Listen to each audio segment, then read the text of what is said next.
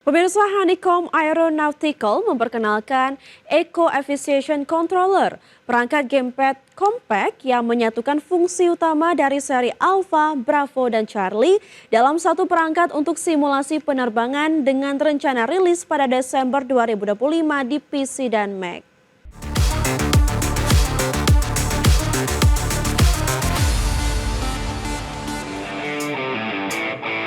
Honeycomb Aeronautical memperkenalkan Eco Aviation Controller.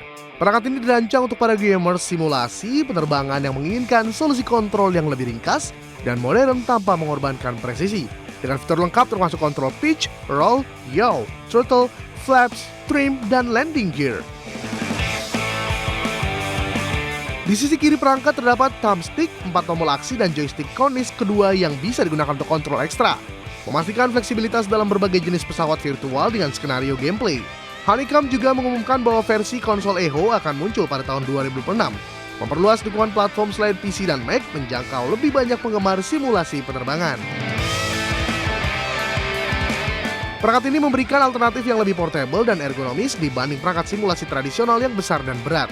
Cocok untuk pengguna dan ruang terbatas namun tetap menginginkan pengalaman simulasi penerbangan yang akurat. Seiring tanggal peluncuran semakin dekat, Honeycomb Aeronautical dijadwalkan mengungkap spesifikasi lengkap dan paduan penggunaan yang mendetail untuk mendukung antusiasme komunitas simulator. Berbagai sumber IDX Channel. Pemirsa, Honor memperkenalkan konsep smartphone inovatif bernama Honor Robot Phone yang dilengkapi kamera gimbal canggih berbasis AI.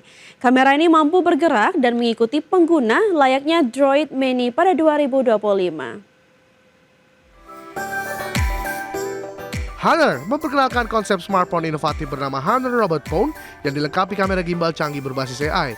Kamera gimbal ini bisa keluar dari bodi ponsel dan berputar secara fleksibel, menyesuaikan sudut pandang untuk merekam foto dan video dari berbagai posisi, memberikan stabilisasi gambar superior serta fleksibilitas pengambilan sudut. Teknologi AI yang tertanam memungkinkan kamera bergerak secara otonom, mengikuti objek atau pengguna, bahkan mampu merespon dan berinteraksi dengan lingkungannya. Menjadikan ponsel ini tampak hidup dengan karakter visual yang unik, desain futuristik menempatkan modul kamera seperti kepala robot di atas ponsel dengan lengan robotik yang bisa dilipat di bagian belakang, menciptakan kesan perangkat yang lebih hidup dan adaptif terhadap pengguna secara emosional. Honor Robot Phone juga dilengkapi baterai besar, sistem AI multimodulati, dan fitur canggih lain yang mendukung fungsi kamera dan pengalaman pengguna secara menyeluruh serta menyiapkan peluncuran di MWC 2026. Inovasi kamera gimbal ini merupakan langkah besar Honor dalam membentuk ekosistem perangkat AI berbasis teknologi baru yang berpotensi merevolusi cara kita mengambil gambar dan berinteraksi dengan smartphone. Honor Robot Phone dengan kamera gimbal yang mengikuti pengguna ini menunjukkan wajah baru teknologi smartphone masa depan yang lebih cerdas, adaptif, dan personal. Berbagai sumber IDX Channel. Game strategi dan action terbaru berjudul Bandit Trap diumumkan akan dirilis secara global pada tahun 2026. Sebelum peluncuran resmi, versi uji coba publik akan dimulai pada tanggal 27 November 2025 untuk memberikan pengalaman awal kepada pemain dan mengumpulkan umpan balik penting. Game strategi dan action terbaru berjudul Bandit Trap diumumkan akan dirilis secara global pada tahun 2026. Bandit Trap menawarkan gameplay kombinasi strategi dan aksi dengan konsep unik dan melibatkan penangkapan dan pengelolaan karakter bandit di berbagai level menantang yang penuh aksi dinamis. Uji coba publik akan membuka kesempatan bagi gamer untuk menjajal berbagai mode permainan, fitur kontrol intuitif, dan sistem upgrade karakter yang mendalam, sekaligus mengevaluasi keseimbangan permainan sebelum edar resmi. Tim pengembang berkomitmen melakukan optimasi berdasarkan masukan pengguna selama masa uji coba, memastikan Bandit Trap memberikan pengalaman yang seru dan adiktif saat peluncuran nantinya. Bandit Trap ditargetkan hadir untuk platform PC dan konsol dengan dudukan grafis dan teknologi terbaru guna menghadirkan visual dan performa terbaik untuk seluruh pemain. Dengan persiapan matang, mulai uji coba publik dan rencana rilis tahun 2026, Bandit Trap diharapkan mampu menarik perhatian komunitas gamer dan menjadi salah satu judul strategi action yang sukses. Peluncuran uji coba publik Bandit Trap pada 27 November 2025 dan rilis tahun depan menunjukkan ambisi pengembang membawa gameplay strategi action segar yang menarik dan kompetitif di pasar global. Berbagai sumber IDX Channel. Pemirsa, PT Perdana Gapura Prima Tbk merasakan tekanan penurunan penjualan properti residensial sepanjang tahun 2025. Sejalan dengan belum adanya pemulihan signifikan di industri properti rumah tapak nasional. PT Perdana Gapura Prima Tbk merasakan tekanan penurunan penjualan properti residensial sepanjang 2025. Perseroan menyebut permintaan yang menurun sejak awal tahun mempengaruhi kinerja perusahaan, tercermin dari laporan keuangan kuartal 3 2025 yang menunjukkan sedikit penurunan revenue. Meski adanya tekanan dari pasar, perseroan menjalankan strategi meningkatkan efisiensi operasional dan menyesuaikan produk hunian dengan kebutuhan konsumen serta infrastruktur yang matang di lokasi proyek. Perseroan fokus mengandalkan penjualan properti rumah tapak terutama proyek-proyek di wilayah strategis seperti Bukit Cimanggu City, Spring Garden Residence, Metro Cilegon, Greenleaf Residence, dan Botanika Cibubur. Perusahaan juga optimistis mendapat dorongan dari perpanjangan insentif PPN DTP 100% hingga akhir 2025, serta tren penurunan suku bunga KPR sebagai katalis positif di industri properti. Dengan adaptasi dan strategi tepat, perseroan berharap kinerja penjualan bisa membaik dan mempertahankan stabilitas keuangan meski menghadapi tantangan pasar residensial yang belum sepenuhnya pulih. Perseroan optimistis dapat menstabilkan kinerja di pasar properti residensial, di mana perseroan meyakini tekanan pasar properti residensial tidak menghalangi perseroan mengandalkan penjualan rumah tapak dan strategi efisiensi untuk menjaga kinerja di tahun 2025 yang penuh dengan tantangan.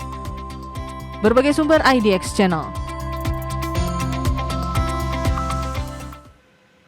PT Timah Tbk optimistis dapat memperbaiki kinerja operasional dan keuangan hingga akhir tahun 2025 meski hingga kuartal 3 nampak lesu akibat tantangan pasar global. Meski harga timah di pasar global mengalami penguatan, kinerja timah hingga 9 bulan pertama 2025 masih belum optimal karena berbagai faktor operasional. PT Timah Tbk optimistis dapat memperbaiki kinerja operasional dan keuangan hingga akhir tahun 2025. Sebagai bagian dari holding BUMN Pertambangan Mind ID, Timah melihat prospek bisnis yang positif di tahun 2026 berbasis penguatan produksi dan penjualan yang akan digencarkan sebagai strategi utama. Meski harga timah di pasar global mengalami penguatan, kinerja Timah hingga 9 bulan pertama 2025 masih belum optimal karena berbagai faktor operasional dan pasar. Manajemen Timah fokus pada peningkatan efisiensi operasional, ekspansi kapasitas produksi, serta penetrasi pasar baru demi mendukung pertumbuhan dan memperkuat posisi di industri timah global. Timah juga memperkuat koordinasi dengan holding Mind ID untuk memaksimalkan sinergi dalam pengelolaan sumber daya dan pengembangan bisnis secara berkelanjutan. Selain upaya peningkatan kinerja, perseroan juga memperhatikan aspek keberlanjutan dan tanggung jawab sosial guna memastikan pertumbuhan yang seimbang dan manfaat bagi lingkungan serta masyarakat. Dengan strategi penguatan produksi, efisiensi, dan sinergi holding, PT Timah Tbk meyakini dapat memperbaiki kinerja dan meraih prospek cerah di 2026 meski tantangan masih ada. Berbagai sumber IDX Channel. PT Triputra Agro Persada Tbk kembali menuai cuan dengan menerima dividen interim dari 10 anak usaha dengan total nilai mencapai 628,11 miliar rupiah di sepanjang tahun berjalan 2025. Penerimaan dividen ini menjadi salah satu sumber pendapatan utama TAPG yang memperkuat posisi keuangan perusahaan. PT Triputra Agro Persada Tbk kembali menuai cuan dengan menerima dividen interim dari 10 anak usaha. Manajemen perseroan mengungkapkan bahwa dividen tersebut berasal dari berbagai entitas anak perusahaan, termasuk First Lamandau Timber International yang menyumbang 56,37 miliar rupiah. Penerimaan dividen ini menjadi salah satu sumber pendapatan utama perseroan yang memperkuat posisi keuangan perusahaan dalam menghadapi dinamika pasar komoditas sawit nasional dan global. Manajemen perseroan berkomitmen mengelola portofolio anak usaha secara efektif untuk memastikan pertumbuhan berkelanjutan dan pencapaian target kinerja keuangan jangka panjang. Keberhasilan penerimaan dividen juga mencerminkan sinergi positif antara induk perusahaan dan anak usaha dalam mengoptimalkan kinerja bisnis dan efisiensi operasional. Dengan dukungan dividen yang stabil, perseroan optimis dapat terus membiayai ekspansi usaha sekaligus menjaga daya saing di industri perkebunan sawit yang sangat kompetitif. Penerimaan dividen interim Rp628,11 miliar dari anak usaha menjadi bukti kekuatan perseroan dalam menjaga kesehatan keuangan dan prospek bisnis yang menjanjikan di sektor perkebunan kelapa sawit.